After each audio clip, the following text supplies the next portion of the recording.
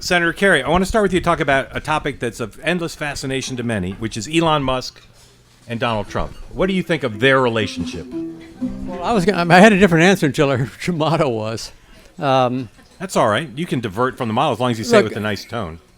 So I personally think the federal government's too big. I don't mind downsizing the federal government, but the way it's being done, I've laid people off before. Maybe there's nothing worse other than like losing your leg or having cancer or something like that. That is horrible when you get fired. Getting fired is not fun. And if you get fired at 45 and you got 2 kids in college, it's traumatic. I mean, I think there's going to be people that end their life as a consequence. They're going to be in despair. It's not funny. They got a guy in the State Department, downsizing the State Department, who goes by the code name Big Balls. He's 19 years old. It's that sort of arrogance and sort of insensitivity that bothers me. Next thing you say, I think Elon's vision of America is we all work $100 a week and sleep on the floor. Those of us who try to be a good husband, those of us who try to be a good dad, those of us who get involved in the community, all those are inefficient. Heroism is inefficient. Let them fucking die on the field. Why risk your life picking them all up and having hospitals and trying to save people's lives? Heroism is costly. When you decide you want to do something important for another person, it's not efficient. There's nothing efficient about friendship. Nothing. Good friendship, anyway. And so my problem is with Elon is his vision for the country is different than mine. His attitude towards what's the preferred behavior of human beings is vastly different than mine. And I just think. And the last guy in the world to pick to try to downsize the federal government is the richest guy in the world. Who trusts him? Has he hailed a cab in his life? What is he doing that's ordinary anymore? Nothing. Not much. Michael. Right. How do you feel about it, Mike? I broadly agree. Is broadly agree a dodge? It is a dodge. I'm going to get a little more specific now. Like the idea of Doge, I liked, and it's unfortunate that the things that I like are being screwed up by people like Elon Musk.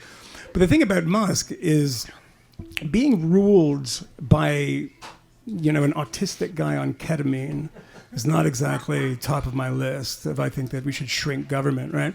Selling cars, speaking of government, the government is the reason that Elon Musk's companies, so many of them are successful, and as successful as they are, because they got an enormous amount of money from the government. But the thing about him is that the thing that worries me most about him is actually his Twitter feed. The amount of bullshit that is spread through his Twitter feed. Today, he tweeted something. I'm going to pretend I can see this because I don't have my glasses on. But he tweeted something about Democratic NGOs blowing up Tesla dealerships. No links to anything, no nothing. Just a random claim. And there's 50 of these a day. And I think that is hugely, hugely problematic. So, of the things that he's doing, we don't even really know. But I also don't think he will last. Noam and I were just talking about this, particularly when there are forces like Steve Bannon, people who hate him so much, because he's the rich guy, because he posts, clips of Milton Friedman and Thomas Sowell, things that Steve Bannon and that kind of national conservative don't like. So I don't think he has much of a shelf life, to be honest. You think he'll last? I don't think he's going to last. And I think that, downsizing anything is easy. You just fire people. I think people don't want to necessarily see the government downsize. What they want to see is the government work better. And he seems to be doing nothing, which is much harder, to get the government to work better. Although I have to admit, sometimes when you cut people, when something is bloated, it does lead to working better. Because when there's too many people, there's no accountability. If you've ever been in a place where too many people are doing too few things, nobody does anything. But I don't think that's his strategy. I think he's just cutting people when the American people would like to see evidence that is going to lead to better government. And there's no evidence of that at all. You've met Musk.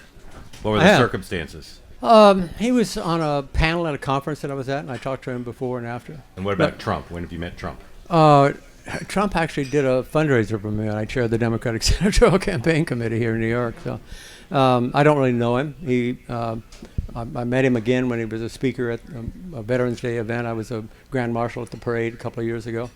And, I actually kind of felt sorry for him. Watching a human being speak, and you've given speeches before, there's a tendency to say, that you look at him and say, that is an unhappy human being. Trump I is? I don't know. I mean, you look unhappy, so I'm just saying.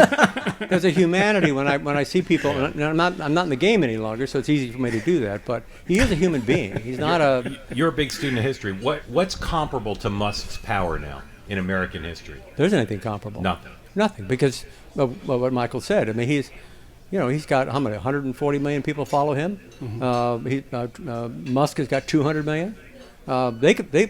They control the Republican House and Republican Senate because all of them are afraid of getting primaried and run out of office. All of them, because they've got that kind of muscle, and so they can lie. They can cheat. I mean, in that speech he gave, normally if the Democrats hadn't behaved so badly, we'd have paid more attention to what Trump didn't say. But my goodness, he compared himself to George Washington. And and as you say, they lie and sometimes hurtfully. He compared himself favorably to George Washington. Yes. Oh yeah. But Yeah. then he said he was kidding. To be fair, he said right afterwards. He says they're going to take me seriously. No. But when he was talked about racism, he said he did more for blacks than anybody, even including Abraham Lincoln. So I don't have to go very far to find a lie that Trump has said in the last 60 minutes, or that Musk has said in the last 60 minutes. And there's nothing like that in history. I think the most dangerous thing in democracy is uninformed public opinion. And it happens all the time. I mean, I'm not a populist. I distrust populism, on the right or on the left, because you're always looking for somebody to blame. Power to the powerful. No, it's not. You're looking for it's worse than that. I got to find somebody to hate. I got to find somebody to blame. It's the bankers. No, it's the Jewish bankers. I mean, how far do you have to go to add that qualifying adjective? So I just think it's dangerous. I think democracy is a terribly difficult system. And I think, as I said, I think uninformed public opinion, it's understandable, but it's dangerous. It's just, and I think it's gotten worse as a consequence of social media.